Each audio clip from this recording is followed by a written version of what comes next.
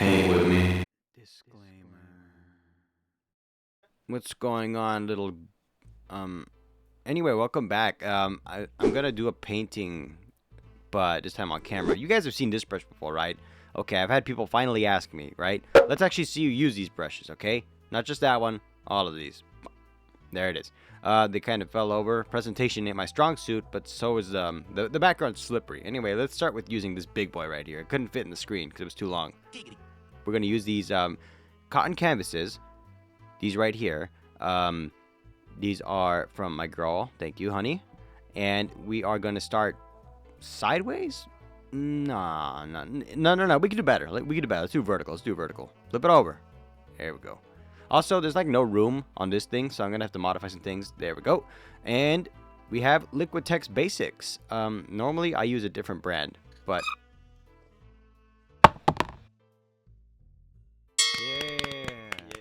in this specific case, we're going to be using this brand. Here, I'm going to flash in a bit which brand I like to use. This is the one that I use for my higher end paintings. I have expensive linen canvases as well, but I honestly practice more than I do legit work. But I do use this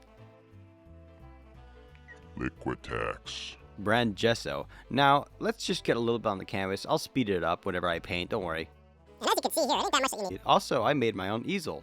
Now, I do have my other easel, but it's been a while since I cleaned it, so all that paint's really stuck on there.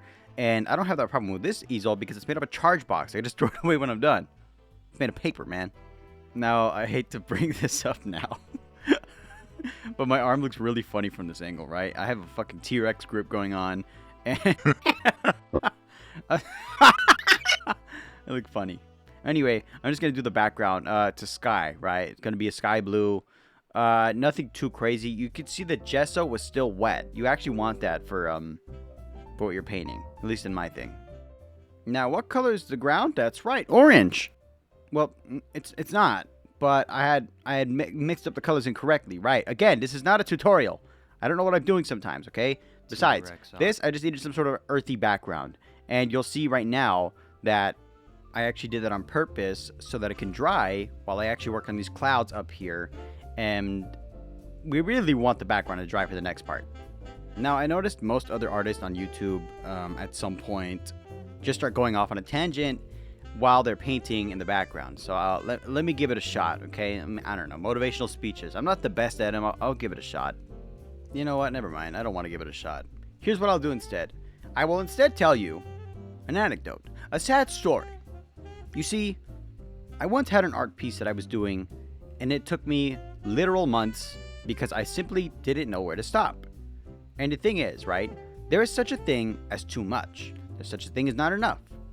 You have to find, ultimately, the right time to stop. See these clouds? I could keep going on and on, adding extra detail, more highlights, doing all kinds of stuff. But the real question is, when does intuition kick in? When do you look at something and think, that's enough, stop right there? See, I could have stopped there, but no, I'm going to keep going. And the reason being is because as an artist, you always feel like you got to do more, you know? I don't know why. There's always some sort of drive pushing you forward. And every now and then, you have to push back, you know? It's not a bad thing to stop and look at something and think, that's enough. But thank you, Brian, for telling me an artist has to know when to stop. Because he was absolutely right about that, okay? I'm telling you that right now. It is really hard to tell yourself when to stop, and sometimes you just gotta abruptly cut it. I said cut it. That's enough! Once your background is dry, you actually want to mix a bit more paint that's yellow and red, if I remember correctly, to make a nice orange color, which is exactly what I did. And you can see right there, I test for dryness. And once it's dry, I realize, okay, fine, time to add more. What you want to do is actually connect it to the sky. See that line, that big white smudge right there? I don't want that. What I'm going to want to do is actually smear it in like that. Now, keep in mind, this is entirely a background. The background never has to look too good. Of course, this is my artist's interpretation of it. I want a little bit of a divide there, a little bit of a valley, one might say. And again, this is actually just a background. At some point, I'm just going to keep going and going. I'm going to speed it up a little more. This is a long process. Having said that, you are going to see right now, almost immediately, this nice brown background is going to be the home of all this grass, right? Look at it. Little by little, blade by blade. Look, You need the fan brush for this, okay? You absolutely need the fan brush for this. You guys mentioned earlier you wanted to see it in action. Here it is. The fan brush, when you push down, gently by the way, it makes little blades of grass. And you can see right here, I put thousands and thousands of little blades of grass. In the background, you can barely see it no more, right? It was just a placeholder for where I wanted the grass.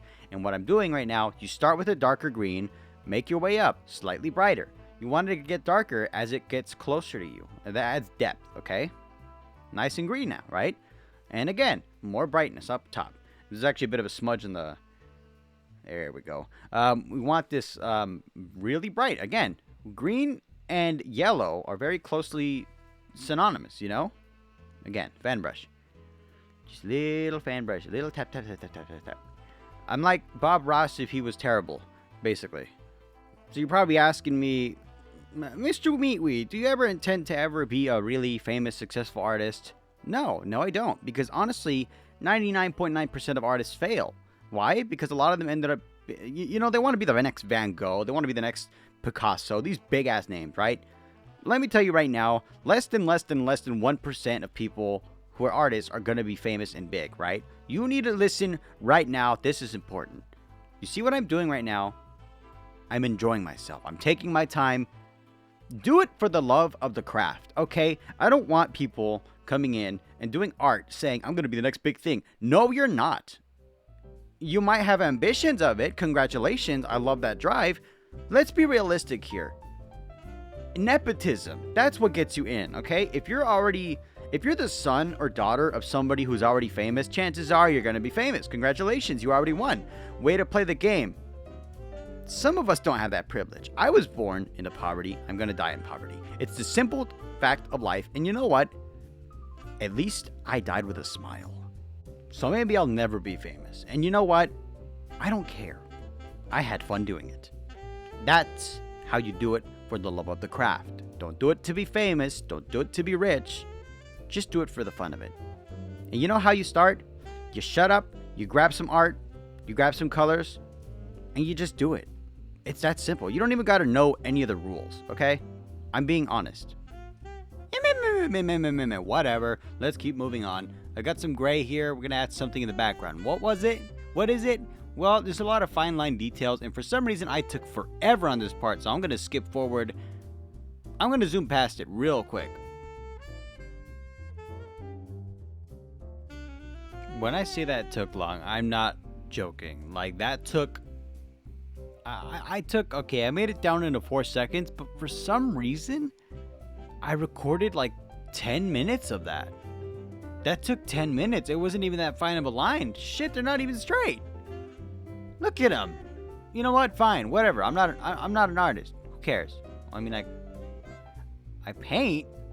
I'm not gonna call myself an artist. I paint. All right. Look, I even eventually realized, oh, I should probably use a flathead brush. Yeah, instead of a detailer. What the hell's wrong with me? Whenever it skips around like that, that's me putting up the speed to 4,000 so that I could finally get through with this. This video was originally an hour and a half long. I know you're not going to sit through that, okay? So I'm going to speed it up whenever I can. And whenever I talk, I'll probably just like not go through it because sometimes it'll speed up my voice. It sounds really goofy. But you do see right here, I'm not speeding up this specific part because sometimes, yeah, I do go into detail and it takes a long time. There's something about painting that I do enjoy, and that's the slow process. Sometimes you don't gotta speed things up. You just take your time. By the way, I know this video is like what? I don't even know how long it is yet, but I know this video is whatever time it is, and this painting looked like it took one sitting. This took 2 days. This took 2 days to finish because what I didn't record was it sitting there, drying out and airing out for the longest time in the nice California heat of 105 degrees. We're in a heat wave. I'm gonna blow your mind with something right now, right? Art aside and all this other stuff. Do you know why cigarettes are called cigarettes? They're tiny cigars. They're cigarettes. They're tiny cigarettes. Anyway, we're making a concrete slab, and everyone knows concrete eventually cracks and has a lot of details on it. So I'm gonna use a sponge right here, right?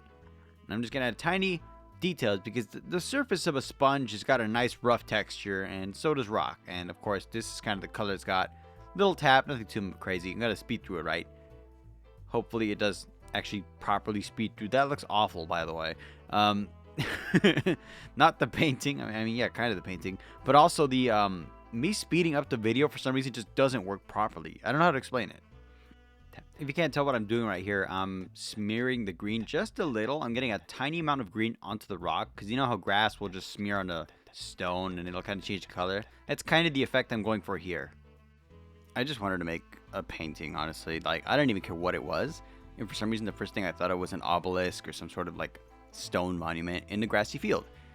I like painting fields. I like painting scenic stuff, more natural stuff, and I never really do rigid like stone things like that. By the way, I said earlier you can pay with literally anything. This is a brush from Temu. It cost me like 68 cents, but it adds detail. Look at that. And even cloth, like just smudge some things on the edges. It's fine. You know what? Everything is fine. You can paint with anything, literally anything. Okay. You know what? Look, this is the thing about painting. It's fun. It's great and all, but I'm tired. I'm cranky. I just want to go to sleep. You know what? I'm painting with a damn toothbrush. Okay. I'm painting with a toothbrush. I'm painting with a toothbrush. You know, I'm done with this. This art piece is done.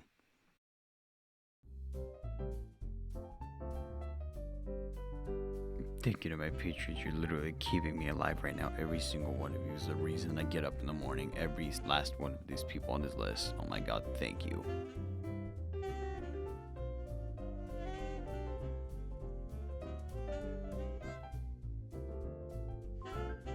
Man, this video sucks.